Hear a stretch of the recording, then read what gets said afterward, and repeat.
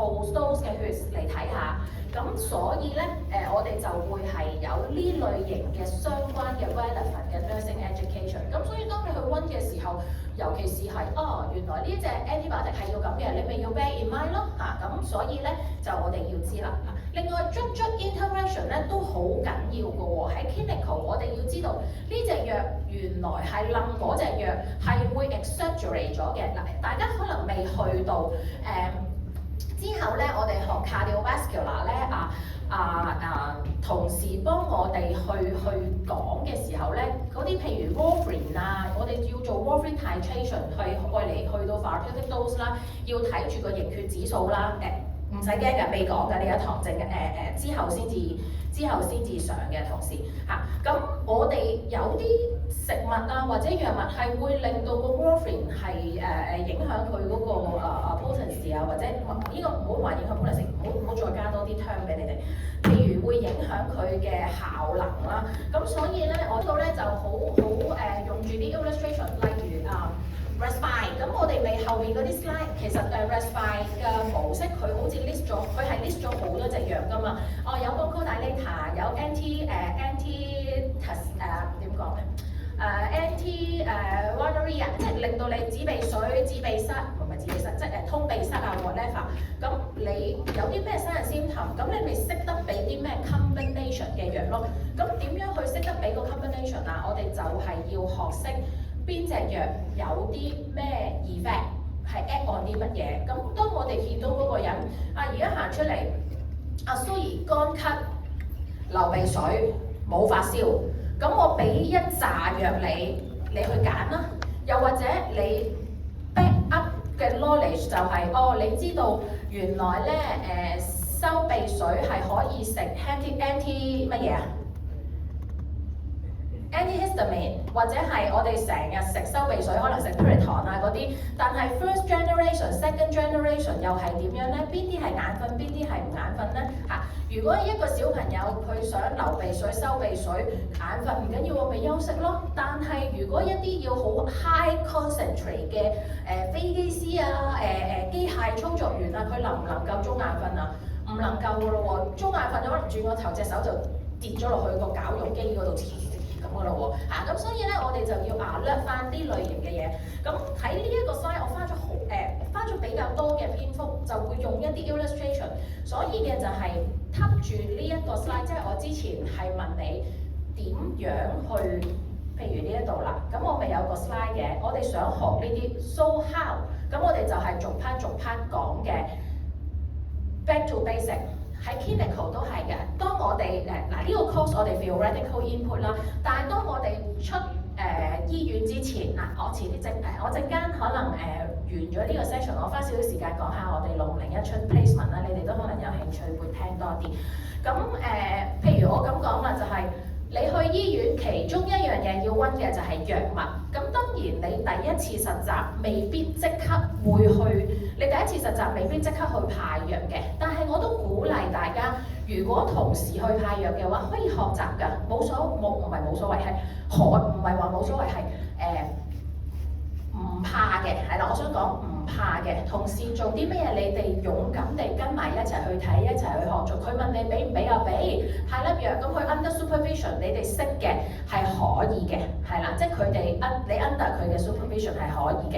咁尤其是你哋鴨仔你哋跟 by service 鴨仔團嗰頭嗰6個禮拜咧，佢哋係地頭蟲嚟㗎，即係佢哋本身喺裏邊做嘢咧，你哋就睇多啲人哋點樣做可以做多啲 hands on 嘅嘢。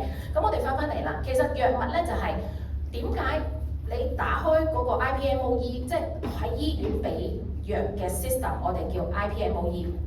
點解嗰個人你一望埋去，咦佢有 Piriton、Ventolin、Metformin， 好簡單啦，3隻藥。點解要食呢3隻藥？即刻隨意溫書啦。Piriton 可能有機會佢流鼻水或者佢攞佢個 PRN effect， 夜晚瞓唔着伯伯想要瞓覺就會俾 Piriton。Ventolin 可能佢氣喘嘅，咁我哋要點俾咧？Regular 俾定還是 PRN 俾咧？定還是 Regular 加 PRN 咧？我哋叫做 maintenance 同埋乜嘢？陣間我哋喺 slide 度講下，我記唔記得邊張 slide？沙巴啦嘛，有好多唔同嘅 asthma treatment 嗰幾張 slide，嗰兩三張 slide 有個 table 㗎嘛，係咪？係啦。咁另外我舉咗咩例子啊？第三隻藥係咩？有冇人記得？我記得啦喎，有突然之間，你哋咧 M 字頭識串啲藥未啊？所以要串㗎，某啲都要識嘅係咪啊 ？MCQ 唔使識串，但係你喺 long quest 係咪識串啊？咁 long quest 你如果你要寫字，你都要識得寫字㗎嘛，係咪？方面點串啊？METFORMIN 係啦嚇，記住我背得出係因為我見咗好多年，係啦，唔使擔心嘅。你哋都會，我温書唔係話好，即係我絕對唔會話係好尖子嗰啲嚟嘅温書，但係你用得多你就會識㗎啦。努力一齊去温習下。Metformin， 咁點解嗰個人要食 Metformin 嘅 ？Metformin 對於佢嚟講有冇啲咩 side effect 佢係 experiencing 㗎？我哋要避㗎，或者我哋要睇啲咩㗎？佢嘅 function 係咩 ？Metformin 嘅 function 係咩啊 ？So far， 大家記得幾多 ？Metformin 係 anti-diabetic， 佢會降糖尿嘅，應該餐前食定餐後食？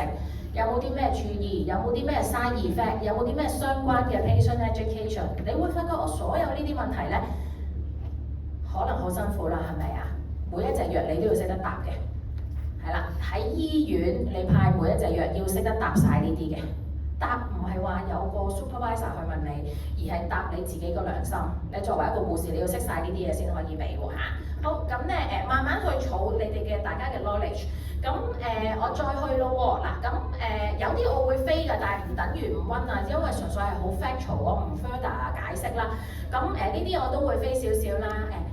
可以坐住先啦，呢個 option 度唔聽 attendance，陣間我答半先聽。嗱，咁另外仲有啲 definition 啦，咁總之應該咁講啦，係present as having property for treatment preventing disease in human being， 係啦，呢啲我哋都會知道嘅。咁另外有啲呢啲 history， 咁我就飛少少啦。咁個 basic principles 咧。好直白嘅，都係講緊有需要就俾啦，就冧落去，你點樣去 absorb、distribute、metabolism、excretion， 從而對身體有影響。咁其實主要個理念，呢一個 lecture 最緊要係俾大家知道係個 basic 嘅，係啦，咁跟住咧就呢啲 AOM 之後會再學啦嚇，喺 nursing 嗰度你哋會 practice 好多嘅 core 嗰啲藥嚇。咁就講呢啲 history 點樣整藥啊，啲extraction 啊 chemical 啊咁樣，就係、如果喺啲 slide 度你哋想我停啊講咧，隨便舉手喎嚇，因為我都睇時間我都會 flap 啲嗱 MOA mechanism of drug action， 你會發覺咧，除咗喺呢度會講詳細嘅，其他譬如可能so far你哋學咗Bilvic 啦，或者respite 或者係antibiotic， 你會見到老師直接寫住 MOA 冇好乜嘢，咁其實就係你 back up 咗呢一個 mechanism， 佢直接話俾你聽，佢係 act on 邊一類型嘅 receptor， 或者佢係一啲生物製劑啊 whatever， 咁你就好快就知道哦呢隻係咩藥嚟嘅，佢 act on 啲乜嘢。特別係會注意有啲如果佢 add on 嘅 mechanism 嗱呢度我哋會睇到嘅 add on 我哋個 own body 啦，佢可以係enhance 啦、block 啦、inhibit 啦或者 stimulate， 呢個係 basic 嘅 knowledge 嚟嘅。當我哋知道咗呢個 basic knowledge 咧，佢其實會幫助，即係我自己就會覺得咧，你知道佢係點樣用咧，佢會幫助到我去去諗，去注意一啲 nursing relevant 嘅 action 嘅，譬如有啲咩例子咧？可能未學，但係俾你哋知道嘅，即係可能我講warfarin titration 啊，俾 warfarin 啊，或者俾啲 anticoagulant 咧，我哋會知道或者係糖尿都好啦。當我哋知道嗰隻藥佢係 inhibit 一樣嘢，或者我用 inhibit 啦，當係呢個 inhibit 啦。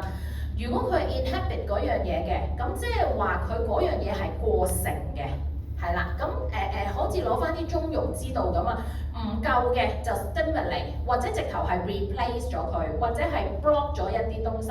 咁所以我哋要知道原因點俾嘅時候，佢係有嗰隻過剩或者嗰隻嘅 deficiency， 咁我成件事就會容易咗温好多嘅。同樣地，好似考試 tips 咁樣，即係佢問得你咁嘅情況要要俾啲咩？咁你咪即刻可以用呢個 cues，原來佢係有呢一個嘅 surplus 係啦，過剩咗，咁我就要揾嘢撳佢啦。咁佢相關嘅嘢我哋咪識得撈出嚟咯，即係 I mean 撈出嚟嘅意思喺個腦袋度撈個 knowledge 出嚟，係啦。咁喺 clinical 都係一樣嘅啫。咁所以咧俾一啲藥嘅時候，可能我哋要 check 一啲事情 ，check 一啲 criteria， 可能 back to basic 俾深少少啦，不過應該都 OK 嘅。你去俾去水藥，你知道 furosemide 或者叫 Lasix， 你哋好似未學嘅喺之後學，咁你會知道佢係唔好講啲識嘅啦，講咗。你知道你俾糖尿藥，佢個目標係降血糖，同埋佢有個即係好搞笑嘅，就會話 complication 啊、生熱嘅 whatever 都好啦，佢會令到你 hypoglycemia 嘅，即係如果你 uncontrol 嘅話，咁所以你俾呢隻藥之前有啲 parameters 你會睇嘅係睇啲咩 parameters 啊？俾糖尿藥之前嗰個人嘅一啲 parameters 你會睇咩？睇下血糖咯，即係睇下嗰朝佢督 Hemstech， 即係譬如你朝頭早8點派藥，你睇下嗰朝佢督 Hemstech係點樣啦。咁督完之後，仲有要睇嘅喎。如果佢唔食嘢會 fasting 嘅話，你會唔會俾糖尿藥佢啊？通常都唔會嘅，除非係好高嗰啲，我哋就再同醫生去斟酌睇下會唔會俾 step dose 佢撳一撳少少。如果你俾 long lasting 嘅，你而家撳完佢之後，佢真係 long fasting 嘅話咧，可能係搞唔掂㗎。所以有機會我哋個 clinical judgment 咧就係佢而家 shoot up 到 Hemstech 20幾啦，可能咁我唔俾 regular 嘅。平時可能佢都係嗰6、7啊、7、8咁 I mean Hemstech 啦 ，minimal per litre。咁佢如果嗰朝突然之間 whatever 身體緊張啊乜嘢情況咧，佢嗰日係要做 procedures 嘅，係應該 fasting 嘅，但係佢 shoot up 到20幾個 Hemstech， 其實都唔 stable 嘅喎，可能我哋就要 add on 啦，未必係俾翻 usual dose 嘅，可能我哋好多時更多嘅就我哋會同醫生去講啊，report 啊，再睇下點啦。不過又再多心少少，係啦，少少嘅啫，唔使驚嘅。clinical 通常如果按開anti-diabetic 藥，而佢又要 fasting 嘅話咧，即係 expected 要做手術啦 long fasting 咧，佢哋半夜會俾條 DKI drip 嘅。DKI drip 嘅意思即係 dextropotassium insulin， 即係一個 drip 裏邊會同佢 mon 住啲血糖啦、electrolytes 啦，俾住佢愛嚟控制佢俾水分同埋控制 mon 住佢嗰個血糖嘅，係啦。咁可能之後你哋學 specialty DM 嘅時候會再學多啲，俾啲 DKI drip 咧就會枕住可能4個鐘頭到。就督一次 Hemstech， 再去 adjust 嗰個 dosage， 係啦，呢個係俾大家有一個 clinical knowledge 嚇。你會發覺，咦 back to basic 可能係學metformin 或者 SGLT2 或者 whatever， 跟住你一路上，雖然就會講唔同嘅例子，其實就係一路 accumulate， 我哋原來可以有啲 exception 之餘又有點樣去 handle， 又 extra 呢啲就係一路進心咯。咁對於大家嚟講咧，你哋就係可以咁樣一路 accumulate 我哋嘅 knowledge 同埋 clinical experience。好，咁咧都好嘅，我花咗多啲時間喺呢度。咁之後嗰啲 illustrate 另外嗰3個 PowerPoint 應該都會快嘅啦。咁咧就target 啦，啲 receptor 俾大家有個 background， 到你大家去學另外嗰啲科目嘅時候都容易嘅。咁就呢啲圖畫呢啲都係解釋翻嗰啲 receptor 啦。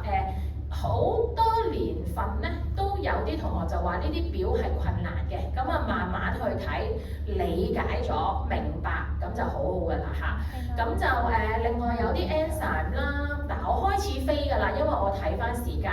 咁睇下你哋有冇啲咩問題？如果去到嗰啲 slide 有問題，即刻舉手截我喎嚇。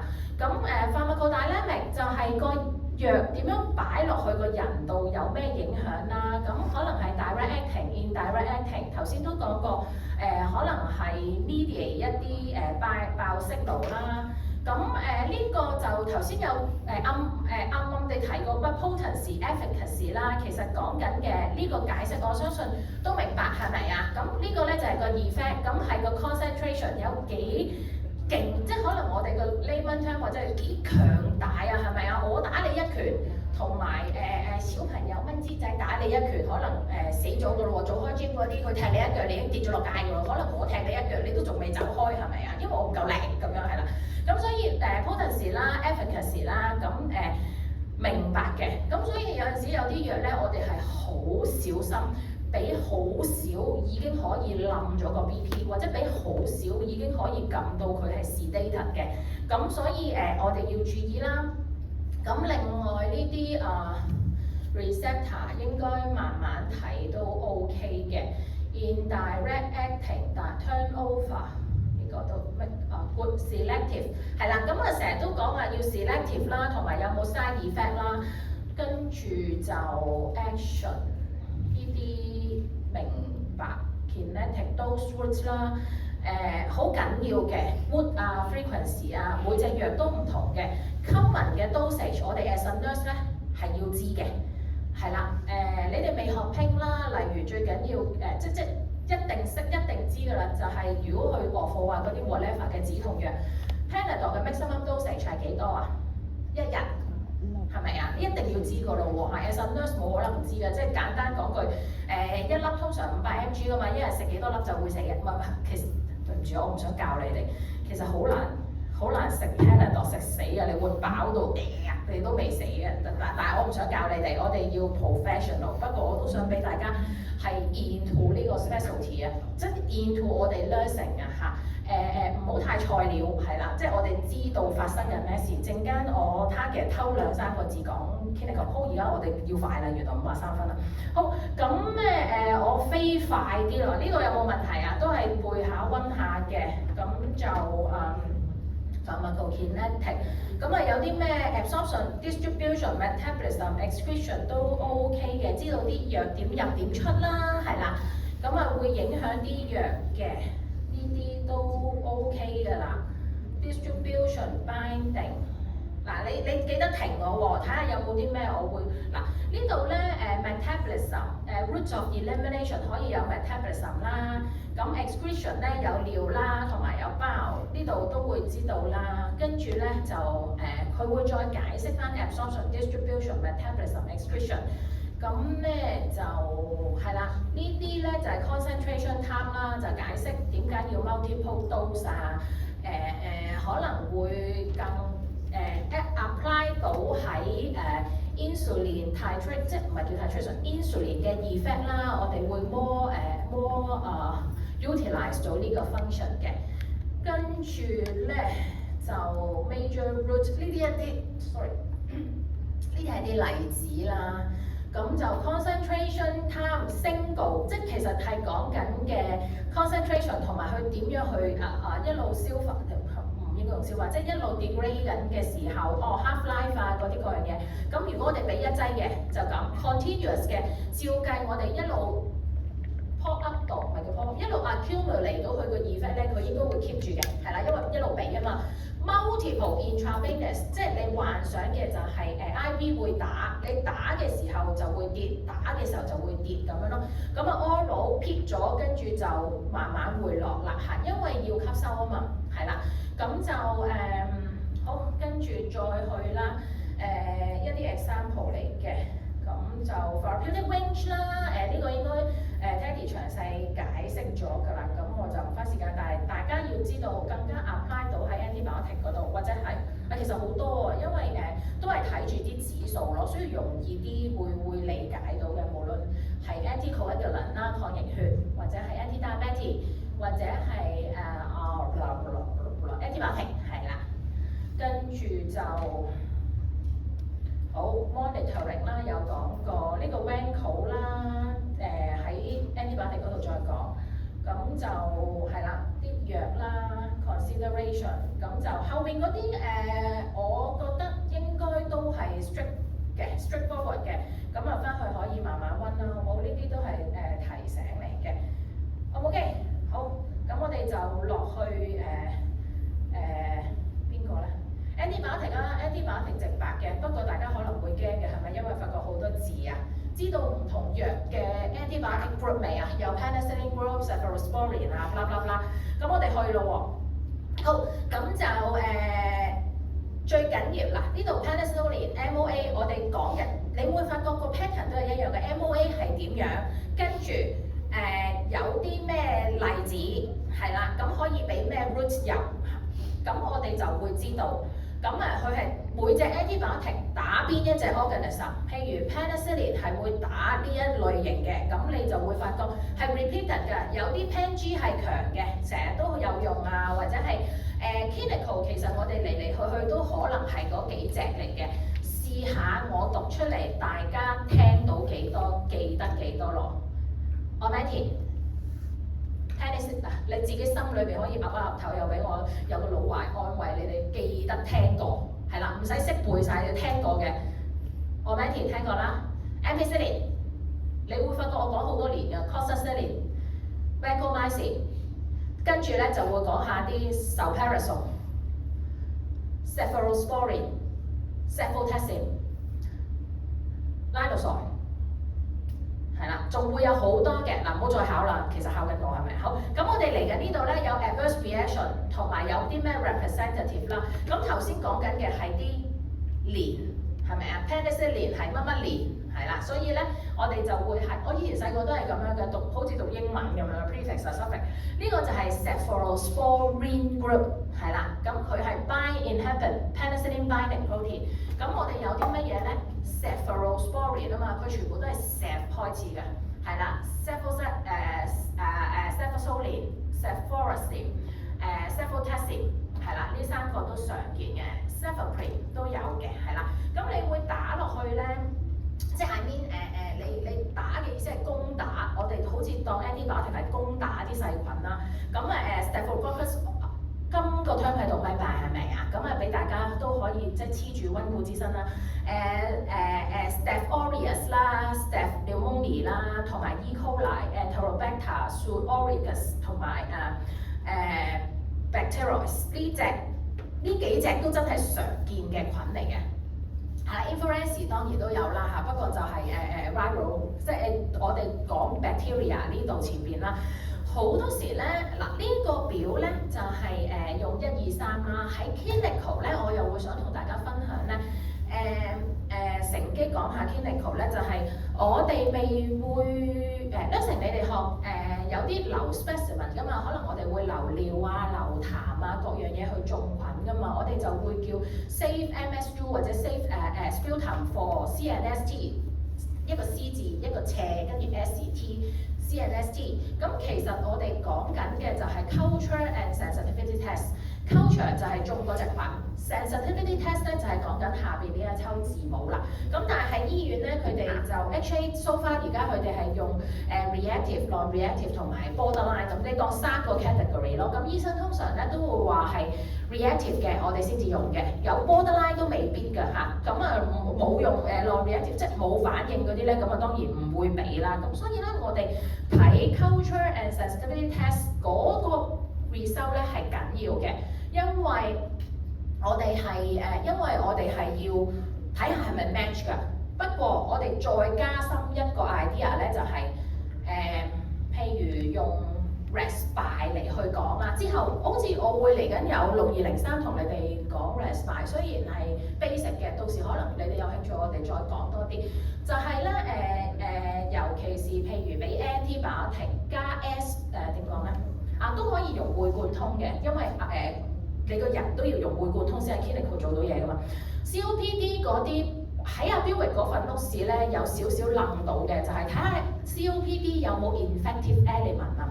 咁同大家分享啦，如果 COPD 嘅人佢本身係氣喘噶嘛，佢照計咧用住一啲 treatment 啊，無論 Ventolin 啊或者 Valerian 啦，咁你知道佢有個 basic treatment 啦，佢有 exacerbation 氣喘，可以係因為佢disease worsening 或者係有啲天氣啊或者潮濕啊各樣嘢嘅影響，但係亦都可以係 infective element 嘅，咁即係話有發燒有感染，咁所以咧喺呢個情況之下咧，我哋除咗用 O2 啦，用prednisolone 啦，用呢個打嘅時候就打 high 草啦，慢慢冇咁勁嘅就可以食 oral prednisolone 啦，俾 Ventolin 愛嚟做 bronchodilator 啦，你見到我喺度撈緊嘅，係啦，跟住咧我哋就會係俾 antibiotic 係啦。咁我哋想講嘅咧就係、我哋係有個理念咧，就係、俾一個平嘅 antibiotic 嘅先。咩叫平咧？即係好似叫做 prophylactic 先嘅。你入嚟知道佢可能發燒有 infective element 咧，你會同佢做相關嘅測試，例如流痰啊、抽口水啊、驗 influenza 啊，或者抽血啊，驚佢有發燒啊，或者佢有個 wound 咧就要撩個 wound swab。總之 whatever source of fever 係啦。咁你做晒嗰啲 investigation 咧，就可以平俾一啲 antibiotic 嘅。平嘅意思咧，即係譬如果佢似係 respiratory 嘅，或者係 UTI 嘅。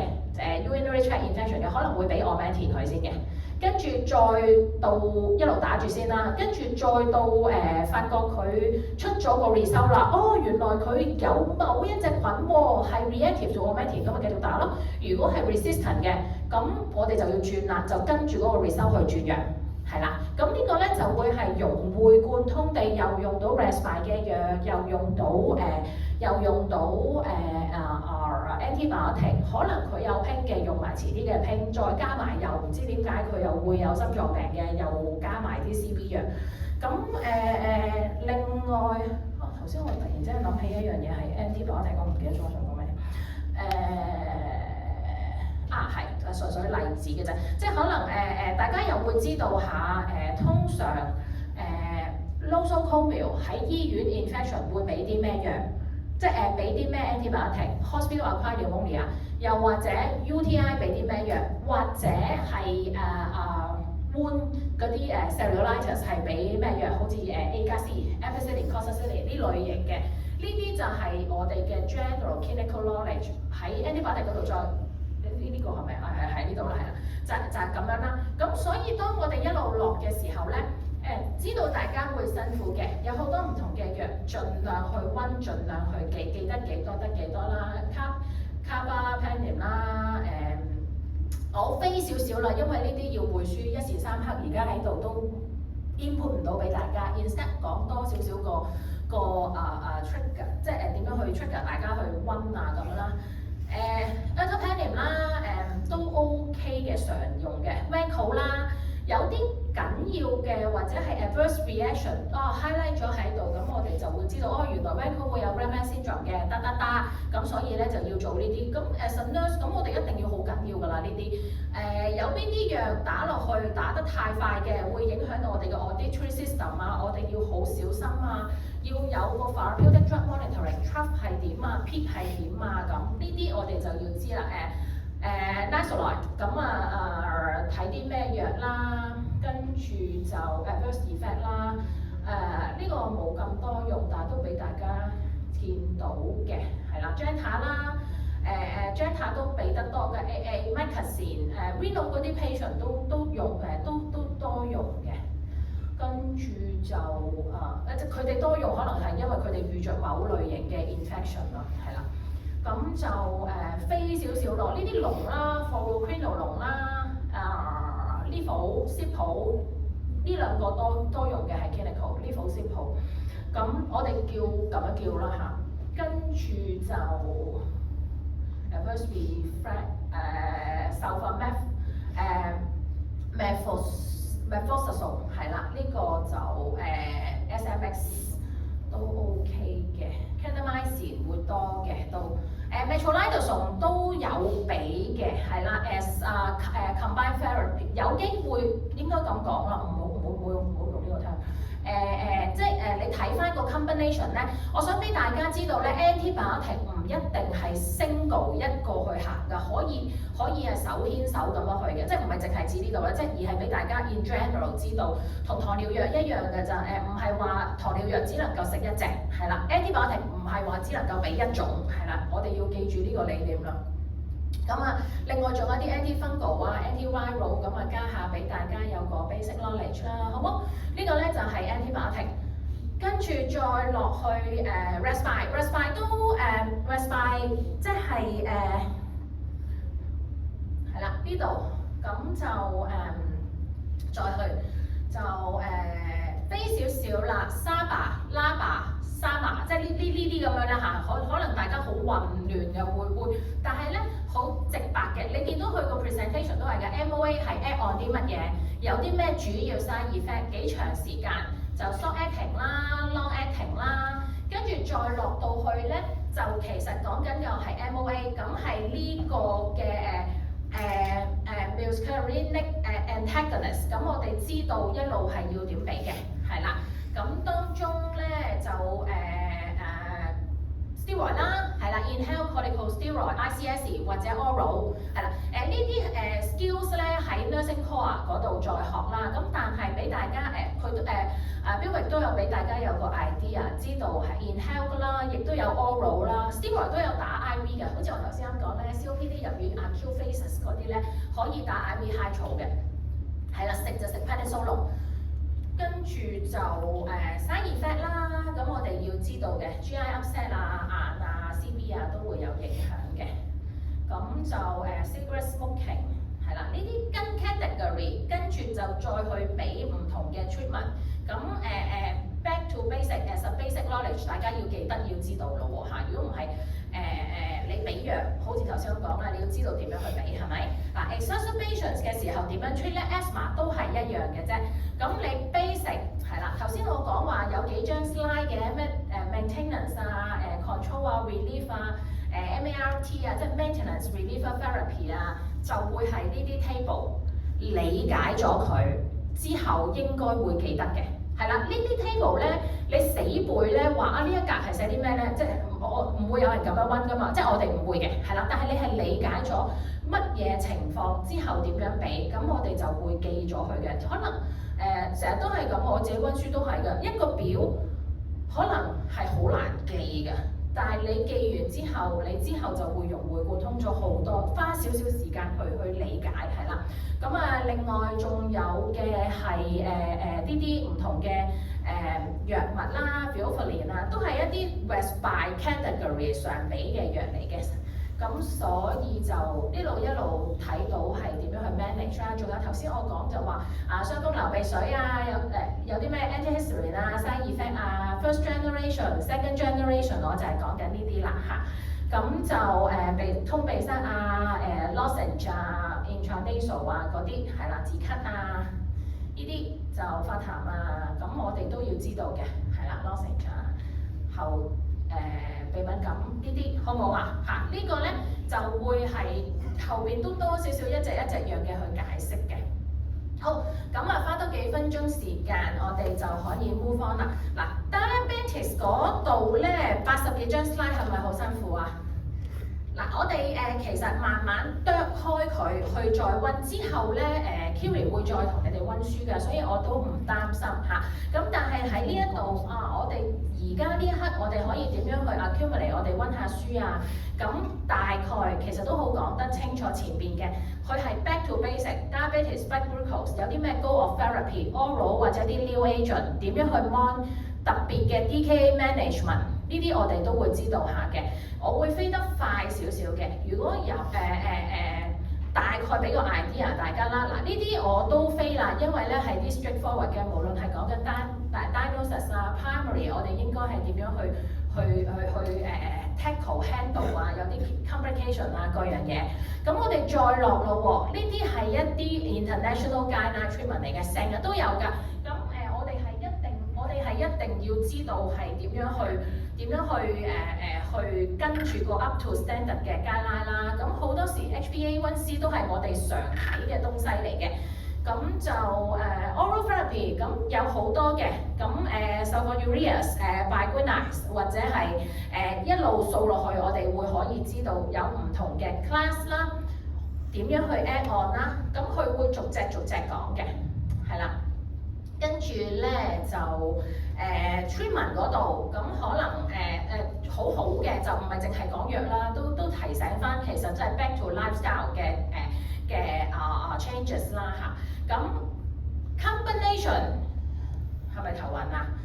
其實講緊嘅係啲乜嘢咧？有唔同嘅 monotherapy 係點樣，或者係加啲 new agent， 所以成件事情係可以慢慢主要睇，即係一路我哋去讀嘅時候咧，有兩大類 GLP-1 或者係 DPP-4 inhibitor。咁一啲例子會講到啦。咁其實咧，即係呢個 right 係即係啲實際嗰個 brand name 嚟嘅，所以俾大家都知道。咁GLP-1 analogs 咁就係啦，有呢幾隻啦，有啲咩 mechanism 啦，係啦，跟住就 inhibitor， 咁就 glucose kidney 個 role 啦 ，target 咗 kidney。